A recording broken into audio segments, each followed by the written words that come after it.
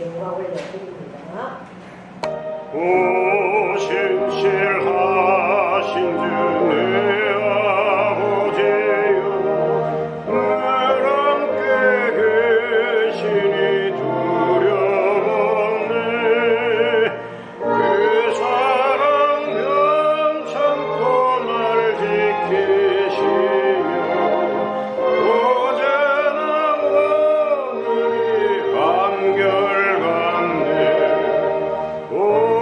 오신실하신 주 날마다 자비를 베푸시며 예령할 모든 것 내려주시니 오신실하신 주 나의 구주. 봄철과 또 여름 가을과 겨울 해와 달 별들도 다 주의 호 만물이 주 영광 드러내도다. 진실한 주 사랑 나타내네. 오신실하신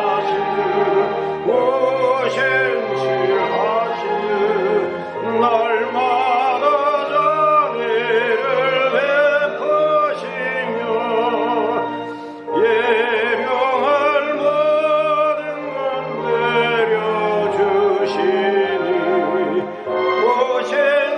오신실하신 주 나의 구주. 내 죄를 사하여 안위하시고 주 친히 오셔서 인도하네. 오늘의 힘되고 내일의 소망 주만이만 복을 내리시네.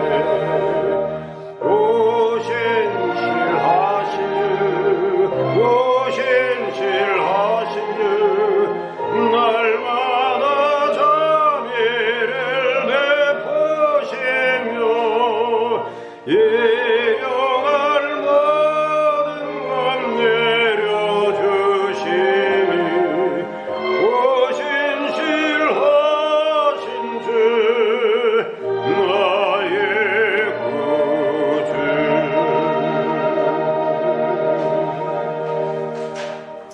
아멘.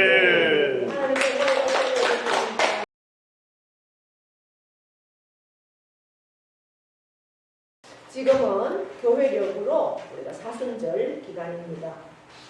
오늘은 사순절 세 번째 주일입니다. 오늘 우리가 읽은 마가복음의 저자는 마가로 알려져 있습니다. 마가는 베드로의 제자이기도 합니다. 복음서 중에서 가장 먼저 기록된 책이 마가복음입니다. 좀 16장으로 된 간단 명료한 그러한 문체, 또 복음서 중에서 가장 짧은 그러한 특징이 있습니다. 마가복음은 마가 공동체의 그 로마인들에게 예수님의 행적에 대하여서 기록한 그러한 책입니다. 마가복음의 시작은 1장 1절에 하나님의 아들 예수 그리스도의 복음의 시작이라 이렇게 선언하고 있습니다. 예수 그리스도가 전한 복음에 대한 기록이다라는 것입니다. 예수 그리스도의 복음의 시작이라는 말은 새로운 시대가 열렸다라는 뜻입니다. 구약의 시대가 끝나고 신약의 시대가 시작되었다라는 뜻입니다. 구약의 선지자들의 그 예언의 주인공이 바로 예수 그리스도이시죠. 메시아, 우리의 구원자가 오셨다는 뜻입니다.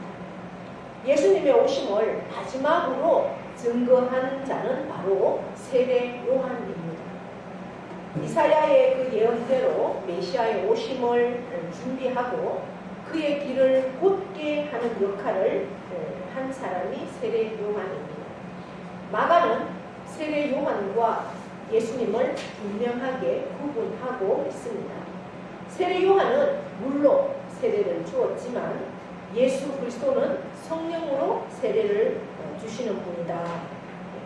그래서 예수 그리스도를 통해서 우리의 죄와 사망의 권세가 사라지고 하나님의 영인 성령을 선물로 받게 되는 놀라운 역사가 일어나게 되었다는 점을 분명히 말씀합니다. 오늘 본문 마가복음 9장 우리가 11절까지 1장 9절에서 11절까지 읽었지만 15절은 우리 사순절 기간의 본문이라고도 할 수 있습니다. 1절에서 8절까지는 예수님에 대한 구약 그리고 세례 요한의 증거를 소개합니다. 9절부터는 예수님의 공생의 사역이 시작이 됩니다. 9절에서 15절까지 마가는 무엇을 기록하고 있는가 우리가 말씀을 통해서 보니 세 가지 사건을 기록하고 있습니다. 9절부터 11절에서 예수님이 세례를 받으시는 장면입니다.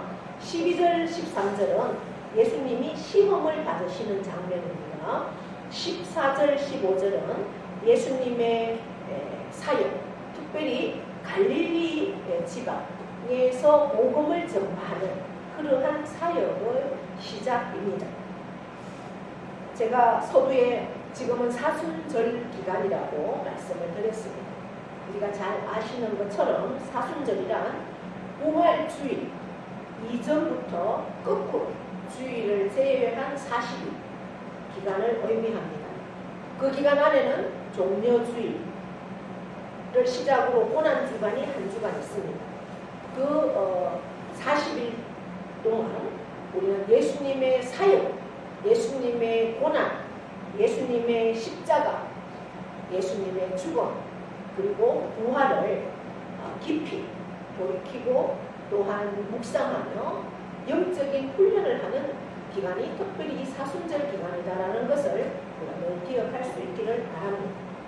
신앙의 훈련에 있어서 우리가 믿음, 순종, 감사, 회개, 기쁨, 또 예배, 찬양 여러 가지 모양으로 영성 훈련을 합니다. 또 필요한 부분입니다.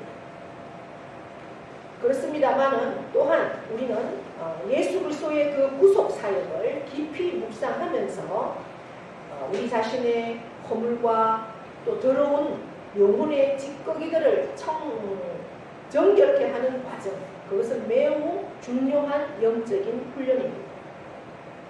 요즘은 긍정의 신학이다 이렇게 해서 다분히 기복적인 그러한 축복의 기원, 그래서 설교에서 회개하라, 지옥이 있다 이런 설교들이 거의 하지 않는 축복만을 강조하는 그러한 강단이 요즘의 강단입니다. 듣고 싶은 성도들이 듣고 싶은 설교만 한다는 거죠. 귀에 좋은. 그러나 우리 기독교의 본질은 그것이 아니라는 사실입니다. 천국과 지옥은 반드시 있습니다. 그래서 그 영광의 십자가만을 강조하는 그것은 반쪽짜리 신앙입니다. 나 자신을 깊이 돌아보고 인격과 삶의 태도를 특별히 이제 다른 사람들과의 관계를 더 깊이 하나님 안에서 말씀 안에서 증진시켜 나가는 일, 그것이야말로 이 사순절을 통해서 저와 여러분이 얻을 수 있는 가장 큰 영적 유익이라고 하겠습니다. 이런 면에서 우리는 사순절의 의미를 늘 기억하면서 영적인 훈련에 동참할 수 있는 저와 여러분이 되기를 바랍니다. 9절에서 11절에 예수님이 요단강에서 세례를 받으시는 장면입니다. 예수님은 세례 요한에게 세례를 받으십니다. 예수님보다 먼저 요한은 많은 제자들을 가지고 있었습니다. 그 요단강이 흐르는 그 옆은 황량한 광야입니다. 나무 하나 없는 그러한 광야에 많은 사람들이 이스라엘 땅의 남쪽부터 북쪽 여러 곳에서 이미 많은 사람들이 세례 요한의 그 말씀도 듣고 세례 요한의 제자가 되어서 그렇게 활동하던 시대에 세례 요한이 그날도 어김없이 요단강에서 세례를 베풀고 있었습니다. 세례를 베풀 때 우리처럼 뭐 이렇게 약식으로 하는 게 아니라 강에 직접 들어가서 완전히 우리 몸이 머리끝부터 발끝까지 물속에 들어가야 합니다. 그리고 나옵니다. 그것은 죽음을 의미하죠. 세례는 죽음을 의미합니다. 이전의 나의 모습은 이 물속에 다 죽는 겁니다. 이제 다시 물속에서 나올 때 나는 새로 태어나는 것. 그것이 세례의 의미입니다. 그래서 줄을 서서 한 사람씩 그 요단강에 들어가서 세례를 받으려고 줄을 서 있는데 그 줄 속에 누가 있었을까요? 바로 예수님이 그곳에 계셨습니다. 그리고 예수님의 차례가 되어서 세례를 받습니다. 그런데 오늘 말씀에 보니까 예수님이 갈릴리 나사렛에서부터 와서 요단강에서 줄을 서서 요한에게 세례를 받으시는데 그 물속에서 들어갔다가 올라올 때, 그러니까 머리끝이 완전히 물속에 들어갔다가 머리가 올라올 때 이 말이죠. 갑자기 어떤 일이 일어납니까? 하늘이 갈라졌다.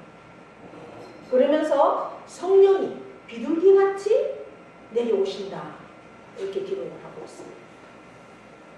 예수님이 세례를 받을 때 성삼위 하나님이 함께 하신다는 거죠. 그러니까 예수님은 지금 세례를 받으시고 그리고 하늘이 갈라져서 성령님이 임하시는 모습입니다. 비둘기같이 온유한 모습으로 임하십니다. 그리고 11절 하늘로부터 소리가 납니다. 이 소리는 바로 성부 하나님의 소리죠. 어떤 소리가 납니까? 너는 내 사랑하는 아들이라. 내가 너를 기뻐하노라. 아멘.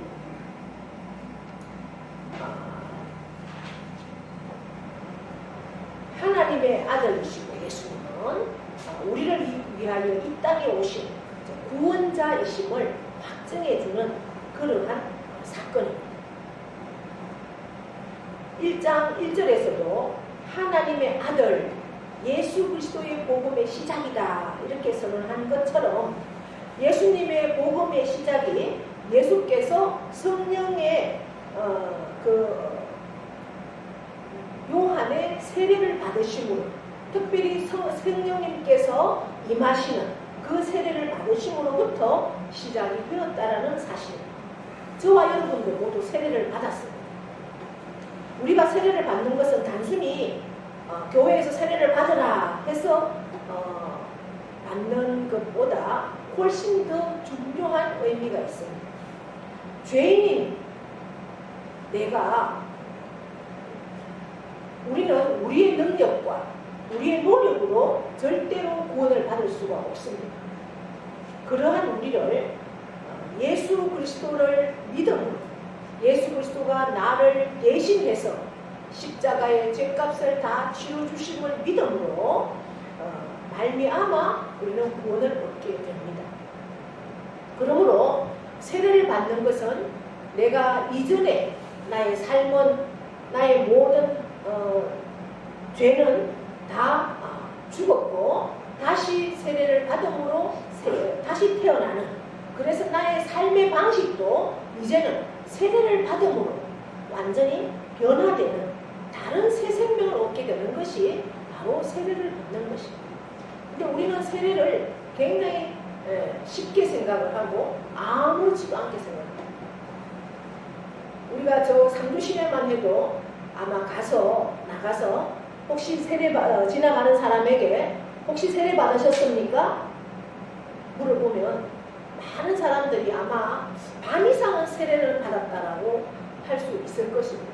그럼 교회는 다니십니까? 아니면 예수 그리스도를 믿으십니까? 하면 그 반은 또 세례를 받았지만 한 반은 교회 안 다니는 사람도 있고 예수 그리스도를 믿지 않는 사람도 있을 것입니다.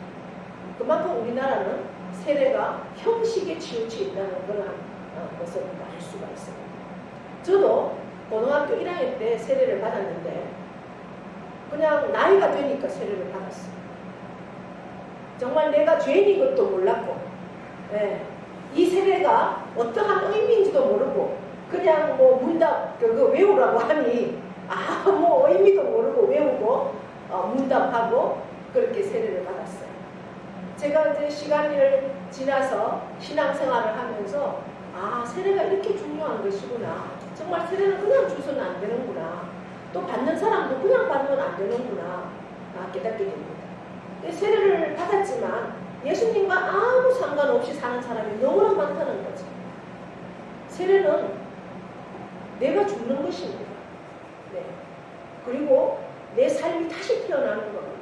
내 삶의 방식이 말씀으로 예수님을 닮아가는 모습으로 살아가는 분기점이 되는 것이 세례라는 사실입니다. 하나님은 우리가 세례를 받을 때도 우리가 듣지는 못하지만 예수님과 똑같이 우리가 세례를 받는 그 시간에 하늘이 열리고 성령님이 비둘기같이 우리 한 분 한 분에게 심령과 머리에 임하시면서 하나님이 말씀하십니다. 뭐라고 말씀하실까요? 너는 내 사랑하는 아들이다. 내가 너를 기뻐한다. 할렐루야. 이러한 음성이 우리가 듣지는 못하지만 하나님은 그렇게 말씀하신다는 사실입니다. 그래서 우리가 믿음으로 다시 태어나는 것을 축하하고 기념하는 교회 예전이 바로 세례식입니다. 그래서 세례에서 가장 중요한 핵심은 본질은 세례의 핵심과 본질은 우리가 새롭게 태어나는 것입니다. 새롭게 태어난다는 것은 그럼 무엇을 의미합니까? 바로 우리가 하나님의 자녀라는 사실입니다. 믿으십니까? 하나님의 자녀라는 사실입니다. 죄로 말미암아 깨어진 하나님과의 관계, 그 관계가 예수 그리스도가 십자가에 피 흘려 죽으심으로 그 구속의 피로 말미암아 다시 하나님과 나와의 관계가 이어지는 것입니다. 하나님과 하나가 되는 것입니다. 그래서 주가 내 안에, 내가 주 안에 있는. 그렇기 때문에 우리는 하나님을 아버지라고 부를 수 있는 특권을 넘어서 하나님이 나의 아버지이십니다. 우리 인간의 마음 깊은 곳에 본질적으로 갖고 있는 열망, 창조주와의 회복, 그것이 바로 세례라는 것입니다. 어떤 것으로도 채울 수 없는 하나님과의 관계, 우리 영성의 회복입니다. 예수님께서 주시는 세례는 세례 요한의 물로 베푸는 세례와는 다릅니다. 예수님은 요한은 물로 세례를 베풀었지만 예수님은 우리에게 성령을 베푸십니다. 우리가 하나님의 영을 선물로 받게 된다는 것이죠. 우리 안에 성령님께서 거하시고 우리도 성령님 안에 거한다는 그러한 의미입니다. 성령의 역할을 우리가 쉽게 설명하자면 우리가 하나님을 아버지로 부를 수 있는 그러한 은혜를, 사랑을 베푸시는 겁니다. 그래서 하나님과 교제하고 하나님과의 사랑을 느끼고 하나님을 닮아가도록 돕는 것이 성령님의 역할입니다. 그 하나님과의 관계가 깊어지면 깊어질수록 우리는 그 하나님의 사랑이 감격하고 하나님의 뜻대로 우리가 살아갈 수 있게 되는 것입니다.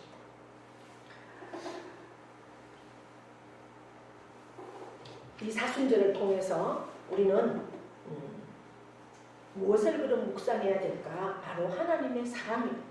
하나님의 사랑을 묵상하고 하나님의 성품을 닮아가는 것이 사순절을 지나면서 우리가 묵상해야 할 첫 번째 것입니다. 우리는 이제 사순절 생각하면 뭘 생각합니까? 여러분들은 사순절 하면 뭘 생각합니까? 그냥 늘 1년에 한 번씩 오는 절기니까 뭐 의미 없이 생각하십니까? 저는 사순절 때문에 항상 금식을 했습니다. 그래서 40일 동안 매일 하루에 한 끼씩 금식을 합니다. 그래서 주님의 고난을 묵상하면서 저는 의뢰 사순절에는 금식을 해야 된다. 그 금식 안에 그리고 모든 삶을 절제를 해야 된다.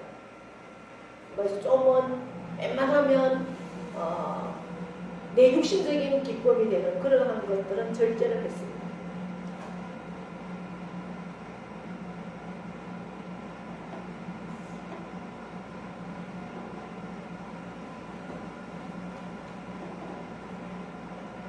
그런데 우리가 이렇게 사순절을 지나면서 물론 그런 것도 굉장히 중요합니다. 우리가 삶으로 살아가면서 나의 생각도 바뀌게 되고 그 생각이 바뀌면서 또 우리의 모양도 바뀌게 되기 때문에 우리의 삶을 예수님의 삶을 묵상하고 고난을 묵상하는 이유가 하나님에 대한 사랑 때문에 우리는 고난을 묵상하고 금식하고 절제하는 그런 삶을 삽니다. 그래서 요즘은 뭐 미디어 금식해서 최대한 뭐 컴퓨터라든지 또 요즘은 뭐 핸드폰으로 다 되잖아요. 핸드폰이라든지 그 다음에 TV라든지 그런 것도 많이 절제를 합니다. 사순절만이라도 내가 드라마는 보지 않겠다. 이 시간 주님과 시간을 가지는 기도하고 골방에 들어가서 기도하고 성경을 읽겠다.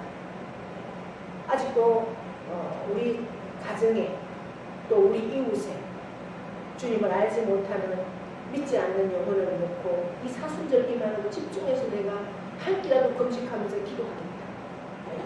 그러한 것들 하나님의 사랑의 마음이 아닐까 싶습니다. 그래서 요즘은 뭐 뉴스도 그러면 뉴스만 보면 좋겠다라는 생각도 해보는데요. 뉴스도 요즘은 공영방송의 뉴스가 100% 신뢰할 수 있는 게 없더라고요. 제가 뉴스를 보니까 한 번씩 보면 완전히 지금 시대와 현 시대에 100% 옳게 방송을 하지 않습니다.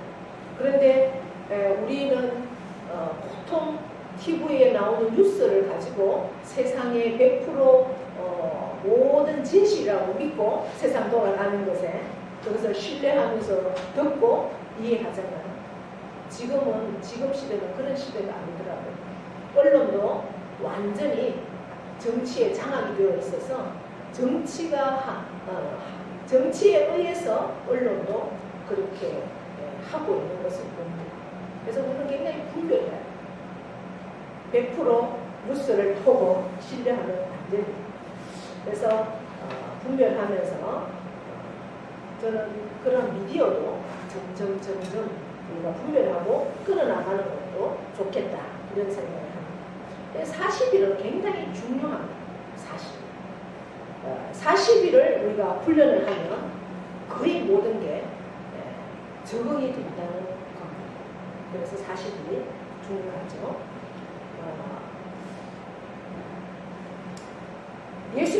예수님의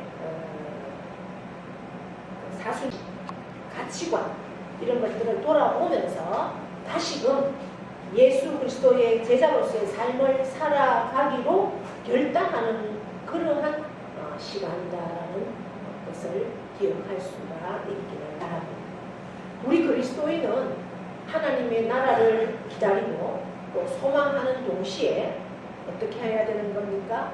증거하는 나의 삶으로 증거하는 삶을 살아가는 사람들이 바로 예수쟁이들입니다.